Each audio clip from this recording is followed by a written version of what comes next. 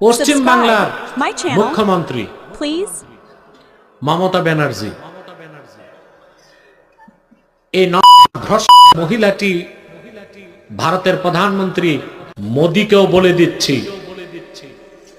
আর মমতা ব্যানার্জিকেও বলে দিচ্ছি, সাবধান, বাংলাদেশের দিকে হাত বাড়াবা, 14 কোটি মুসলমান ওই কালো হাতকে ভেঙে দিবে।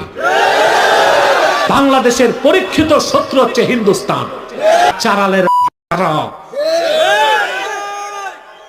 সমস্ত হিন্দুস্তানের সৈন্য এক জায়গায় করলেও 14 কোটি মুসলমান 28 কোটি হাতে যদি গজারির লাঠি নেয়, আল্লাহ দিনের কালেমা দিল্লির লাল কেল্লায় উড়ে দেওয়া হবে।